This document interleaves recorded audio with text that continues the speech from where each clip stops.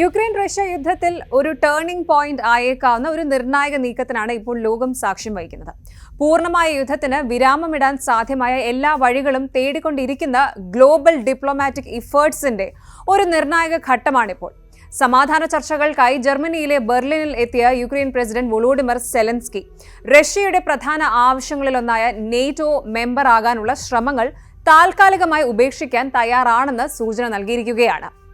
റഷ്യയുടെ geopolitical concern പരിഗണിച്ചുകൊണ്ടുള്ള ഈ വിട്ടുവീഴ്ച 4 വർഷത്തോളമായി തുടരുന്ന സംഘർഷത്തിന് ശാശ്വതമായ പരിഹാരം കാണുമോ?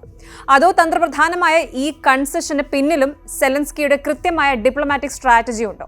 സമാധാന ചർച്ചകളുടെ ഈ ക്രിട്ടിക്കൽ മൊമെന്റിൽ വിദഗ്ധർ എന്ത് പറയുന്നു? റഷ്യയുടെ ഏറ്റവും പ്രധാനപ്പെട്ട യുദ്ധ ആവശ്യങ്ങളിലൊന്ന് യുക്രൈൻ അംഗീകരിക്കുമ്പോൾ ഇത് റഷ്യ യുക്രൈൻ സമാധാന ചർച്ചകളുടെ ഗതിയെ മാറ്റിമറിക്കുമോ? അതോ അമേരിക്കൻ സുരക്ഷാ വിദഗ്ധർ പറയുന്നത് പോലെ ഇതൊരു നോൺ ഇഷ്യൂ മാത്രമായി തുടരുമോ?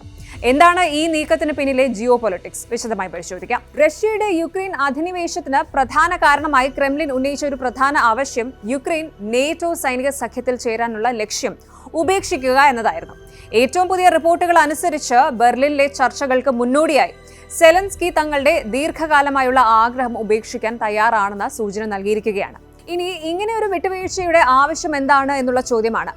നേറ്റോ അംഗത്വം ഉപേക്ഷിക്കുന്നതിന് പകരമായി യുക്രൈന് നിയമപരമായ പരിരക്ഷയുള്ള സുരക്ഷാ ഗ്യാരണ്ടികൾ ലഭിക്കണമെന്നാണ് സെലൻസ്കി ആവശ്യപ്പെടുന്നത്.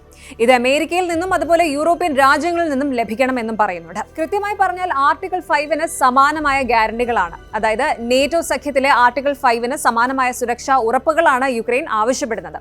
അതായത് ഒരു രാജ്യത്തെ ആക്രമിച്ചാൽ അത് സഖ്യത്തിലെ എല്ലാവരെയും ആക്രമിക്കുന്നതിന് തുല്യമായി കണക്കാക്കുന്ന പ്രതിരോധ ഉടമ്പടി. US കോൺഗ്രസിന്റെ പിന്തുണയോടെ നിയമപരമായി ഇത് ഉറപ്പാക്കണമെന്നും അദ്ദേഹം ആവശ്യപ്പെടുന്നു. നേറ്റോയിൽ ചേരാനുള്ള യുക്രൈന്റെ ആഗ്രഹത്തിന് ചില യൂറോപ്യൻ US പങ്കാളികൾ പിന്തുണ നൽകിയില്ലെന്ന് സെലൻസ്കി തുറന്ന് സമ്മതിച്ചു. അതുകൊണ്ട് തന്നെ ഈ നീക്കം തങ്ങളുടെ ഭാഗത്തു നിന്നുള്ള ഒരു കോംപ്രമൈസ് ആണെന്നും അദ്ദേഹം കൂട്ടിച്ചേർത്തു. ഭാവിയിൽ റഷ്യയുടെ മറ്റൊരു അധിനിവേശം തടയാനുള്ള ഒരു അവസരമാണിതെന്നും അദ്ദേഹം കൂട്ടിച്ചേർത്തു. US പ്രസിഡന്റ് ഡൊണാൾഡ് ട്രംപിന്റെ പ്രത്യേക ദൂതൻ സ്റ്റീവ് വിറ്റ്കോഫ്, ഉപദേഷ്ടാവ് ജെറാഡ് കുഷ്നർ എന്നിവരുമായിട്ടാണ് സെലൻസ്കി ബെർലിനിൽ കൂടിക്കാഴ്ച നടത്തുന്നത്. യൂറോപ്പിലെ മറ്റ് നേതാക്കളും ഈ ചർച്ചയുടെ ഭാഗമാകും. സമാധാനത്തിന് വേണ്ടി നേറ്റോ ലക്ഷ്യം ഉപേക്ഷിക്കാൻ തയ്യാറാണെങ്കിലും റഷ്യയ്ക്ക് പ്രദേശങ്ങൾ വിട്ടുകൊടുക്കാനുള്ള US നിർദ്ദേശങ്ങളെ സെലൻസ്കി ശക്തമായി എതിർക്കുന്നുണ്ട്. കിഴക്കൻ ഡൊണറ്റ്സ്ക് മേഖലയിലെ ചില ഭാഗങ്ങളിൽ നിന്ന് യുക്രൈൻ സൈന്യം പിന്മാറാനുള്ള ആവശ്യം അദ്ദേഹം സാധ്യമല്ല എന്ന് പറഞ്ഞ് തള്ളി. നിലവിലെ ഫ്രണ്ട് ലൈനിൽ വെടിനിർത്തൽ പ്രഖ്യാപിക്കണം എന്നതാണ് യുക്രൈനിന്റെ മറ്റൊരാവശ്യം. ഇത് ഒരു ഫെയർ ഓപ്ഷൻ ആണെന്ന് അദ്ദേഹം സമ്മതിക്കുന്നു. ഇനി സംഭവത്തിലെ റഷ്യൻ നിലപാടാണ്. യുക്രൈൻ അവരുടെ നേറ്റോ ആംബിഷൻ ഉപേക്ഷിക്കുന്നതിനൊപ്പം പിടിച്ചെടുത്ത പ്രദേശങ്ങളിൽ നിന്ന് സൈന്യത്തെ പിൻവലിക്കണമെന്നും റഷ്യ ആവശ്യപ്പെടുന്നുണ്ട്. ഈ ചർച്ചകളിൽ തങ്ങൾക്ക് ശക്തമായ എതിർപ്പുണ്ടെന്ന് റഷ്യൻ വൃത്തങ്ങൾ സൂചിപ്പിച്ചു. യുക്രൈൻ നേറ്റോ ലക്ഷ്യം ഉപേക്ഷിക്കുന്നത് ചർച്ചകളിൽ കാര്യമായ സ്വാധീനം ചെലുത്തുമോ എന്നതിൽ സുരക്ഷാ വിദഗ്ധർക്കിടയിൽ ഭിന്നാഭിപ്രായമുണ്ട്. ശരിക്കും കേറ്റോ ഇൻസ്റ്റിറ്റ്യൂട്ട് അടക്കമുള്ള പ്രമുഖ ഗവേഷണ സ്ഥാപനങ്ങളിലെ വിദഗ്ധർ ചൂണ്ടിക്കാട്ടുന്നത് യുക്രൈനിന്റെ നേറ്റോ അംഗത്വം ഒരുപാട് കാലമായി പ്രായോഗികമല്ലാത്ത ഒരു വിഷയമാണ് എന്നാണ്.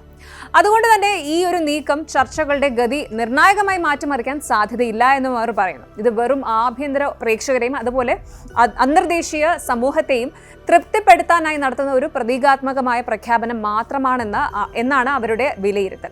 എന്നാൽ മുൻ ഫോറിൻ പോളിസി അഡ്വൈസേഴ്സ് ഉൾപ്പെടെയുള്ള ഒരു വിഭാഗം വിദഗ്ധർ ഈ നീക്കത്തെ നിർണായകവും സുപ്രധാനവുമായ ഒരു വിട്ടുവീഴ്ചയായിട്ടാണ് കാണുന്നത്.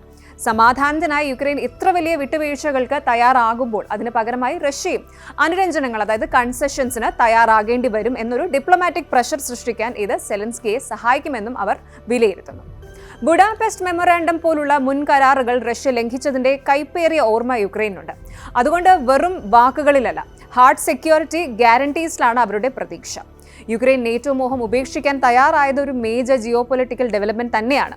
ഇത് റഷ്യയ്ക്ക് ഒരു പ്രതീകാത്മകമായ വിക്ടറി ആണെങ്കിലും നിയമപരമായി ബാധ്യതയുള്ള സുരക്ഷാ ഉറപ്പുകൾ നേടിയെടുക്കാനുള്ള സെലൻസ്കിയുടെ ഈ ഒരു തന്ത്രം യുക്രൈനെ വീണ്ടും ഒരു ആക്രമണ ഭീഷണിയിൽ നിന്ന് രക്ഷിക്കാൻ എത്രത്തോളം ഫലപ്രദമാകുമെന്ന് നമുക്ക് കണ്ടറിയേണ്ടതുണ്ട്. ഈ ചർച്ചകൾ യൂറോപ്പിന്റെ സമീപകാല ചരിത്രത്തിലെ ഏറ്റവും ക്രിട്ടിക്കൽ മൊമെന്റ് ആണ് എന്ന് വേണം പറയാൻ.